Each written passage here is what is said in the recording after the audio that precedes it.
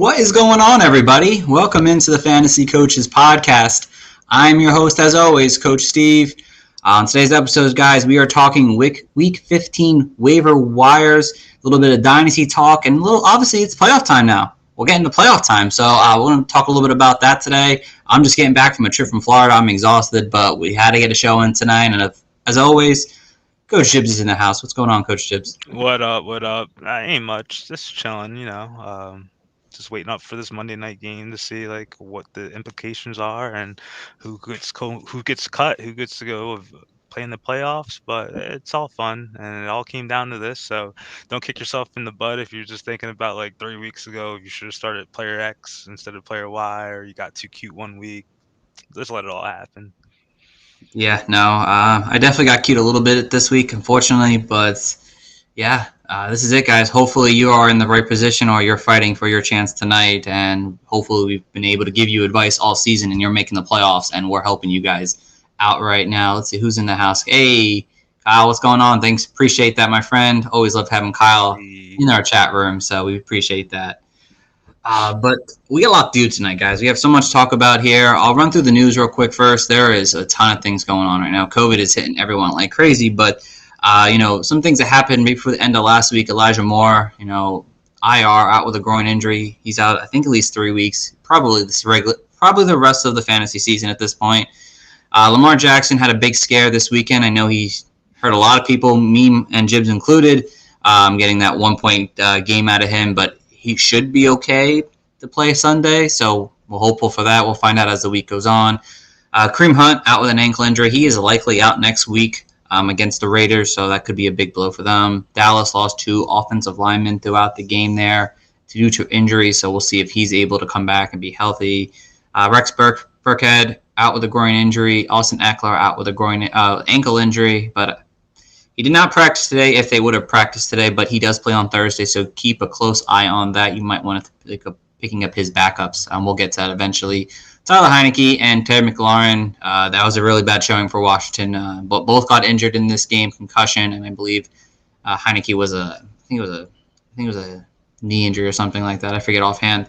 Josh Allen, he's got a little bit of a foot sprain right now. Hopefully that isn't something that's going to keep him on the bench or anything for our fantasy playoffs, because we really need him to continue to produce big fantasy numbers. Aaron Rodgers dealt with a setback with his toe injury, so he's been dealing with this for quite a while now, guys. So just keep your eyes on that situation there.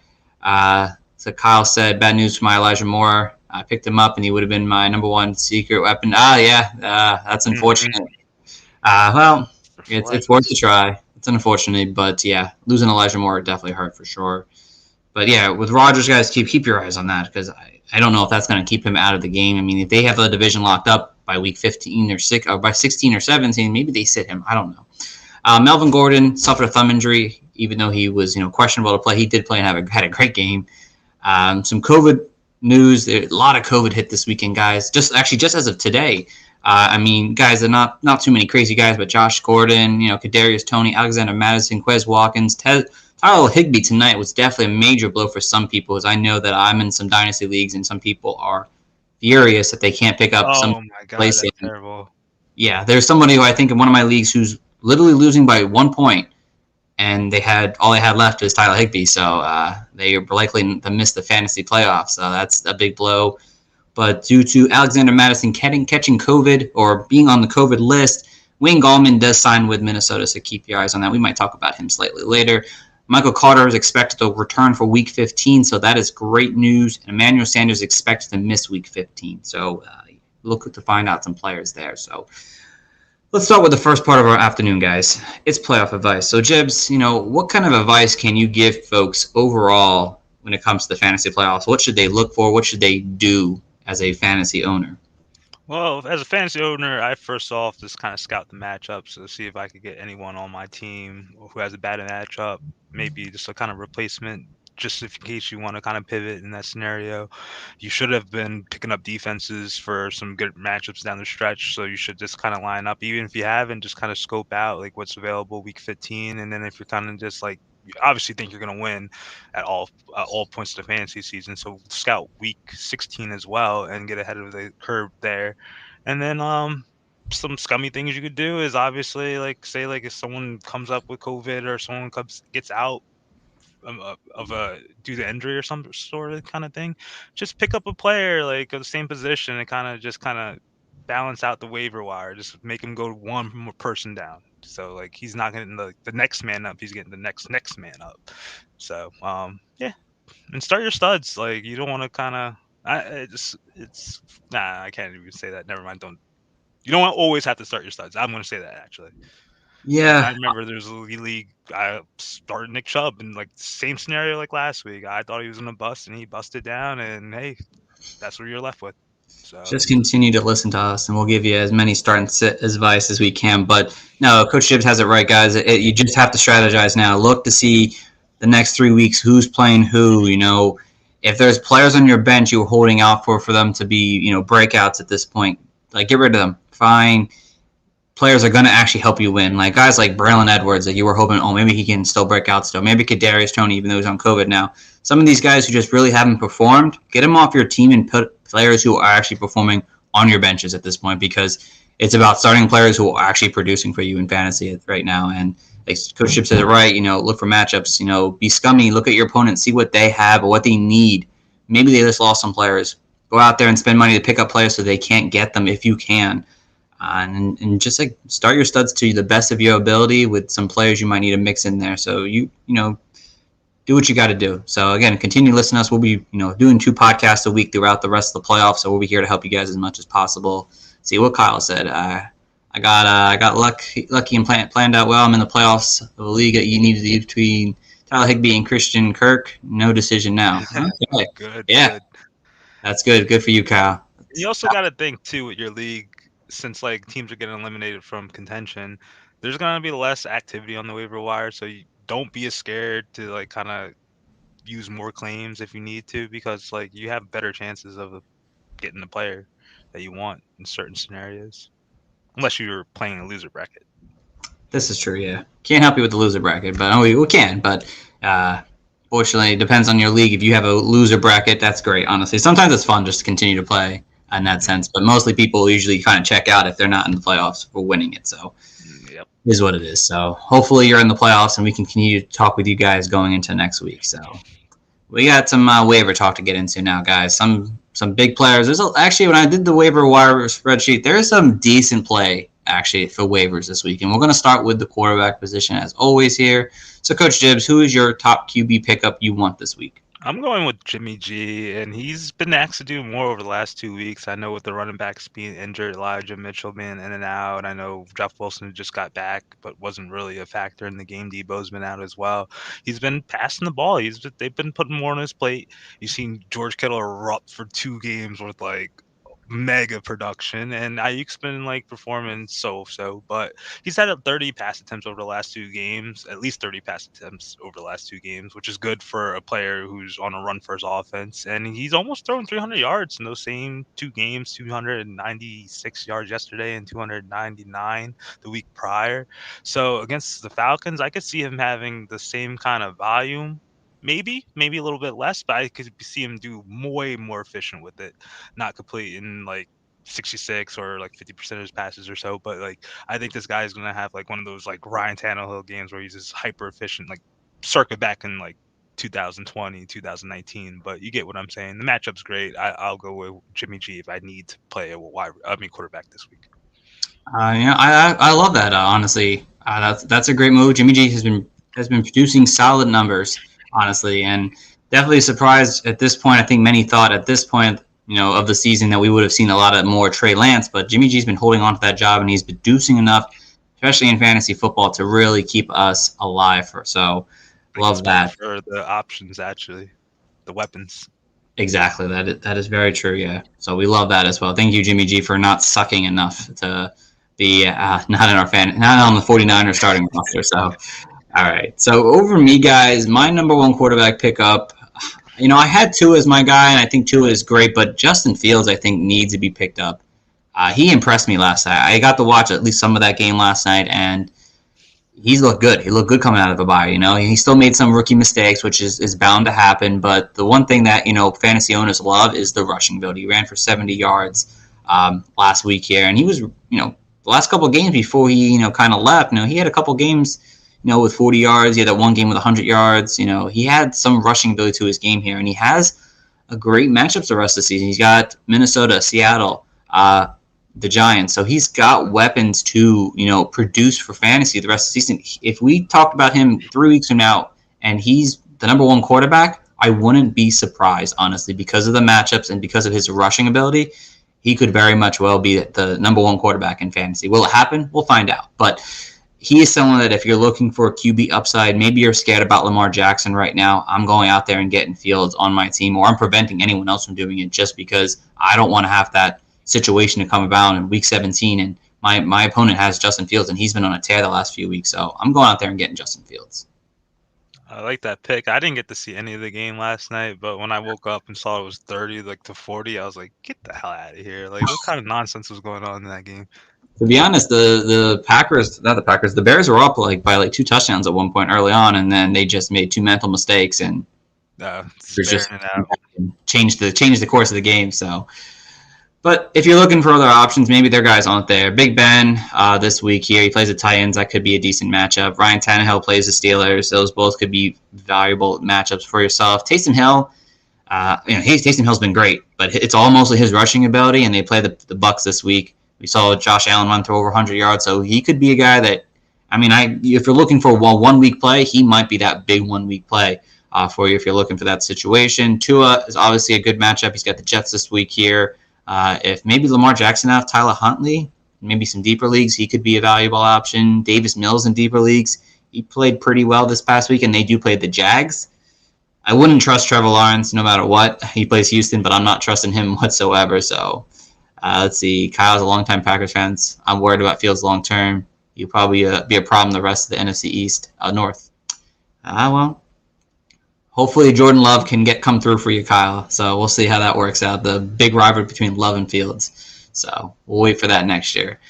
All right. So Jibs, let's see here. Let's head over to the RBs now. Who is your number one RB pickup this week? It's Rashad Penny, and finally someone has emerged from the Seattle backfield, and I'm just kicking myself in the ass because I was looking at some of my waiver wires, and I'm just seeing 3 Seattle players projected all the same points. I was like, I don't want nothing to do with that, and boom, Rashad Penny. Oh my God! So 26 PPR fantasy points yesterday, and his name's been dragged through the mud throughout his whole career, and Penny exploded. So 16 rushing attempts, which is something I always say, you can't find that off the waiver wire. If you have someone who's getting that many attempts, go pick them up.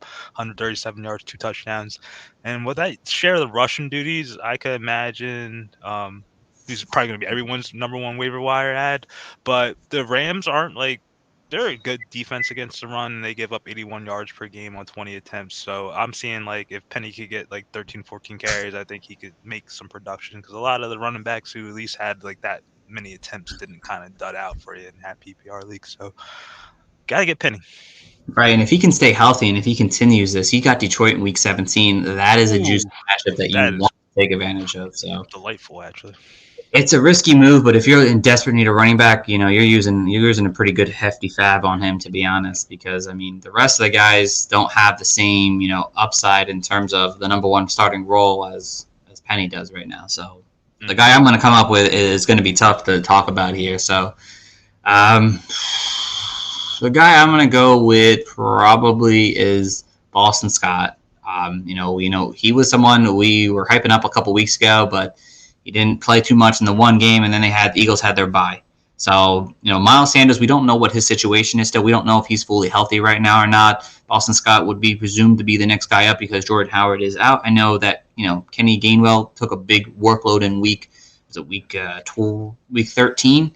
But I still think this is a Boston Scott role. To be honest, you could probably put all the Eagles players, running backs, in this little spot here and say that pick up whatever RB for the Eagles you have and see what happens throughout the week here, because there's definitely someone you want to have on your roster. They obviously want to run the ball a lot more lately, and they've been effective rushing the ball. They have a tougher matchup this week. They play Washington, but the Eagles have been so efficient and they are fresh off a bye week. Expect them to try to run the ball as much as possible. So I would say Boston Scott or just any Eagles running back right now to pick up and put on your roster if you can. Okay. Can't be better than that. Thank you, sir. Thank you. So back to you, my friend. Who's your next RB you would consider picking up? And like obviously this is contingent on news, but I'll figure like kind of similar to the Eagles situation, like Justin Jackson, Josh Kelly, just monitor them. If you want to take like shots at them after waivers run, I wouldn't be mad at that either. But Eckler sustained some leg injury. I wrote this like at 7 in the morning, so mind me. There was news that Austin Eckler could have played in yesterday's game still, and I saw him get taped up pretty good. But with that being said, I just rather have Justin Jackson probably out of the two because he was a little bit more efficient on his carries, 9 for 36 yards, while Josh Kelly had 10 for 33 yards. But the Chargers running backs have some pretty good matchups in the fantasy playoffs, so you never know who will get the lead crack of the job. So just monitor the situation, and hopefully Eckler plays because I'd rather have him in there. But you never know. The Chargers look good, so they will run the ball. That is true. They will run the ball for sure. Just to know, I think their rookie tackle Slater is out with COVID. Yeah. Someone not to mention because he's not a player that we're picking up in fantasy. But yeah, so just keep that in mind. Let's see here. Who can we talk about next, guys? Man, this is definitely a tough one here. There's definitely some options. I guess everyone probably wants to know about Craig Reynolds. He was somebody who on Saturday was brought up from the practice squad. Jamar Jefferson did nothing. He was sick with an illness here, and I can't think of the other guy's name. It's a name I can't pronounce, but it's like Lynn Equawab. Okay, I can't say his name. I'm sorry if I'm butchering it. I probably would. Godwin, that guy. He didn't really run effectively. Jamal Williams was out with COVID. Deandre Swift still dealing with an injury. So you could pick him up. I'm not really recommend going out there and spending waiver fab on him. I know he had 11 carries for 89 yards or 87 yards, but there's hope that Deandre Swift can come back this week. I believe Jamal Williams was out on COVID. I don't know what his status was, so he could eventually be back. I know Jamar Jefferson was dealing with an illness, which wasn't COVID-related, so that might have been the reason why he didn't really play in this game here.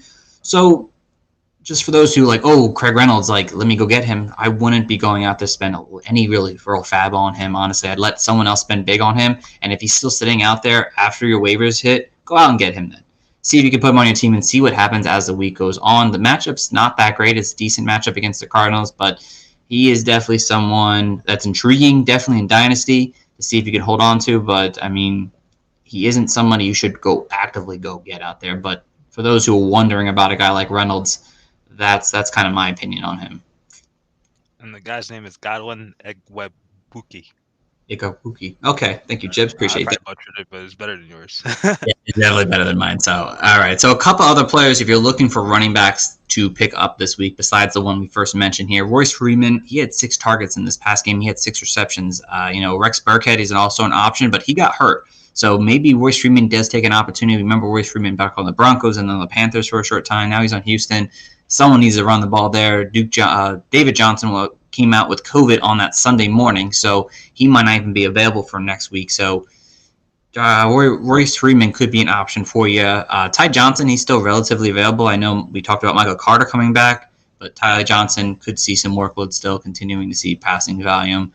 Amir Abdullah played more snaps than Chuba Hubbard, and he did see the targets in the passing game. He didn't rush that well, but in PPR leagues, he might have some value in the passing game if they are looking to kind of spice things up there for sure. And then Duke Johnson and Philip Lindsay. Duke Johnson just got put back on the active roster, and this wasn't really news that was brought up, but because they're on a bye week, Myles Gaskins and Savon Oddman both went on the COVID reserve list. So that was on Thursday. That was on Friday and Saturday. So keep your eyes on that. Philip Lindsay probably be the one I'm wanting to pick up if he's healthy enough. If not, Duke Johnson would be the guy I'm looking forward. But keep your eyes on that. There's some players that have possibility to possibly start for you this weekend, but isn't someone I'm throwing a ton of fab at besides probably Penny. So it's like a wait and see with like half the players. So all right, let's head over to the wide receivers now, Jibs. Who's your number 1 wide receiver pickup? I'm going to go with Amon-Ra St. Brown. And he's been on a tear over the last 2 weeks without DeAndre Swift and TJ Hawkinson in and out, I guess, with between the last 2 weeks. He's been the vocal point of the offense, and he's literally the next man up. So Goff's been leaning on him. He has 8 catches for 159 yards on 24 targets over the last 2 weeks. He's gotten 12 targets in the last 2 games, and his matchup isn't the best because he's facing the Cardinals, but guess what? They're going to have to throw to keep up in that game, and obviously if they're going to be forced to pass, I think he's going to be the guy benefiting, especially if those 2 guys aren't really back. And I know like Hawkinson was doubtful ending up to like the game, so he might has the best chance of coming back. So even so, we have like 1 game sample size of him being a dominant force in the receiving game. So I wouldn't like kind of be like so on him if Hawkinson comes back. So I like this guy. I want to think this week. All right, I don't hate it, honestly. I definitely like the play for sure. He's been someone who I've mentioned in the past. Now he's finally hitting his stride, which is really great to see. So I love that. For me, guys, my number 1 guy has got to be KJ Osborne. He almost didn't light it up on Thursday Night Football for us, which Thursday Night Football is tough to really gauge on what's going to happen for them overall. But, he got that long touchdown, which we all love to see. He had a good game, 17 fantasy points in PPR leagues. And, Adam Thielen, we don't know what the situation is. He might be still out a few more weeks. So for me, KJ Osborne is someone I'm looking to pick up. The Vikings have Chicago, the Rams, and Green Bay, all scenarios where they're likely to probably have to pass the ball a ton. And I know Justin Jefferson is going to see a big workload, but KJ Osborne, I think, is worthy of a pickup and to put on your bench. And if it's a possible flex player on a week-to-week basis, he's someone who his opportunity, again, didn't see a ton on Thursday, but they were killing it on Thursday Night Football, so they didn't have to throw the ball as much. So expect them to eventually have to throw the ball more in other matchups down the road. So for me, Osborne's my number 1 guy.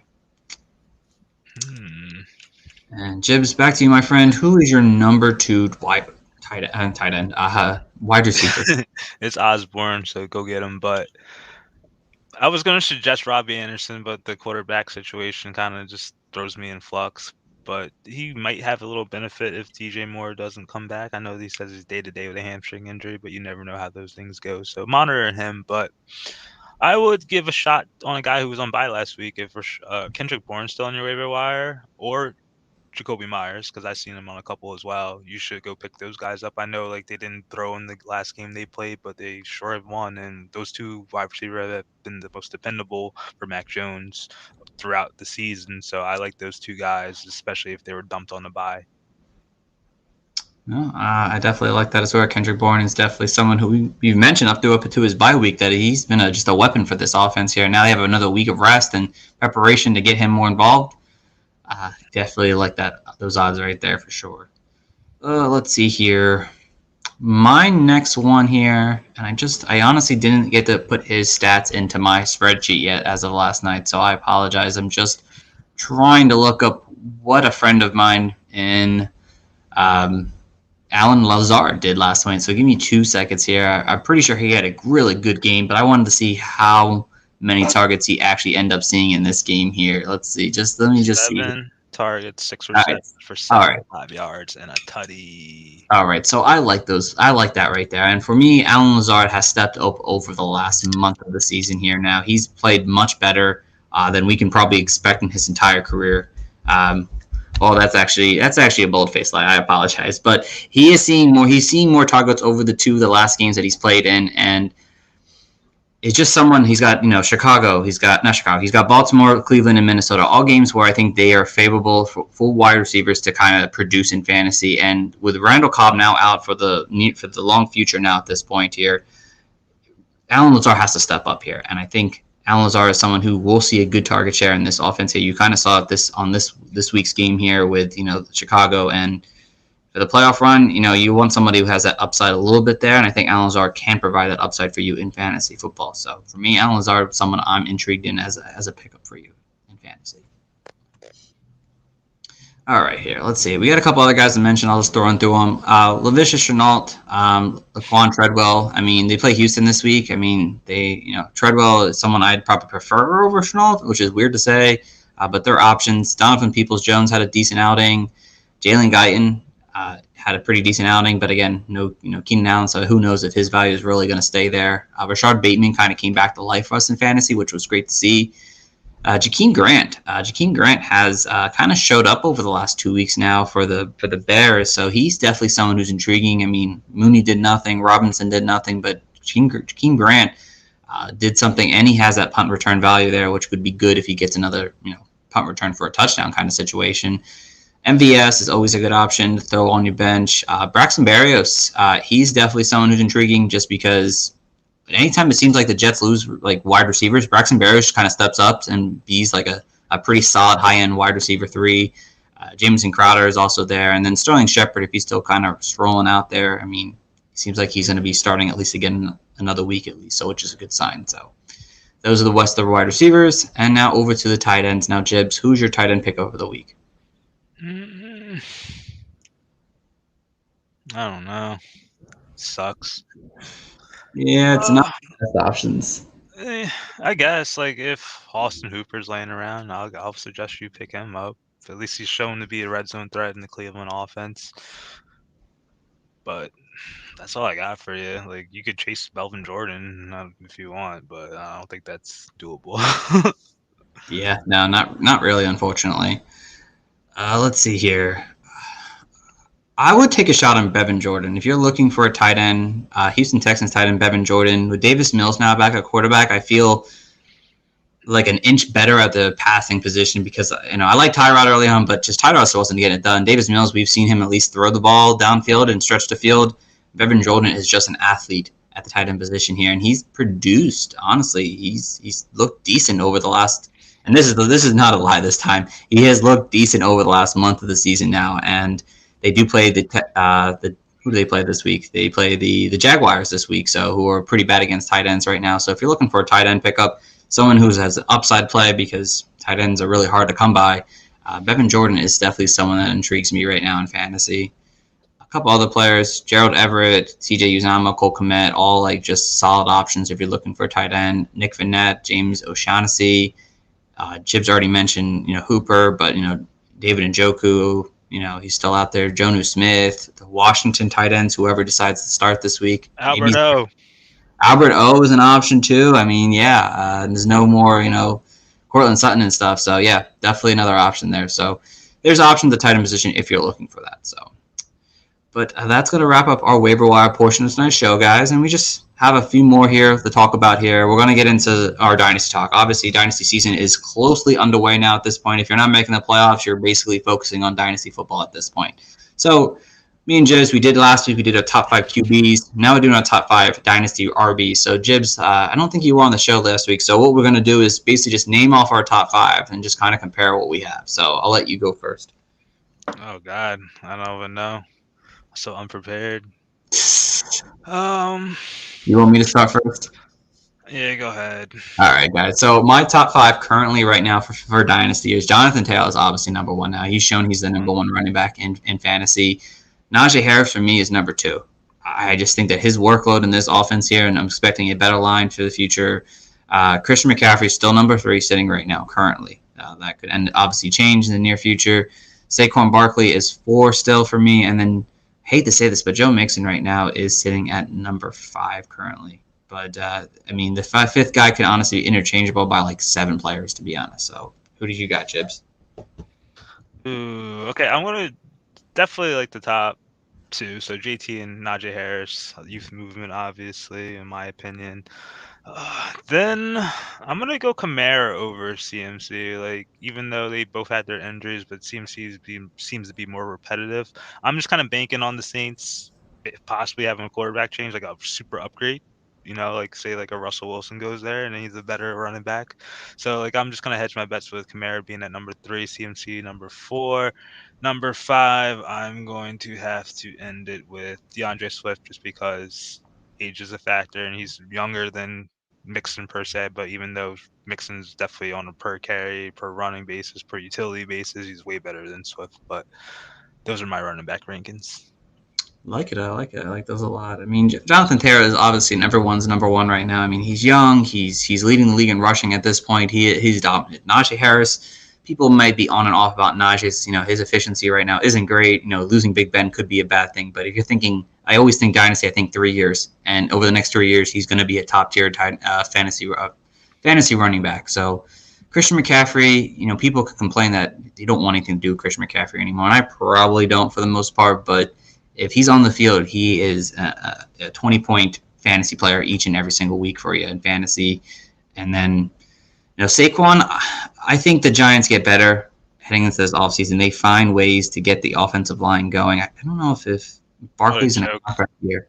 They're going to choke. I think he's going into his contract season, I think, next year. So for me, I think Saquon, if he doesn't stay with the Giants, he's going to find a team that's going to use him to his full abilities and use him the proper way. And then Joe Mixon right now, it's just strictly the way the Bengals offense is running. Joe Mixon is running well in that offense. I hate to say it, but he's looked great this season. But like Kyle said, Kyle mentioned his top 5. Let's see. Jonathan Taylor 1, Swift 2, Harris 3, CMC 4, Chubb 5. Gotta love Chubb at 5 for sure. But goddamn Hunt. But the top 5, the fifth option here, Alvin Kamara, Nick Chubb, Austin Eckler, Dalvin Cook if you think, Swift, Henry, Javonte Williams, Antonio Gibson, maybe J.K. Dobbins if people really like him. There's plenty of options in this top 10 that I think interchangeable, to be honest. And Kyle said he's got CMC is like RB11, and it's really close. Wow. Okay. I respect it, honestly. People are just turned off by his injury history at this point who want nothing to do with him. So it makes perfect sense. But again, these top 5s are going to change probably by the time we get to March. But we just wanted to open up the conversation now, just kind of talk about some of these players and kind of where they're at right now. And by the time midseason comes next year, it could be a completely different top 5. So, but that is all we have for tonight's show, guys. So we thank you guys so much for listening. As always, we'll have our Monday show. We have our Thursday show. He's got CMC at 4. Oh, he did say that, yeah.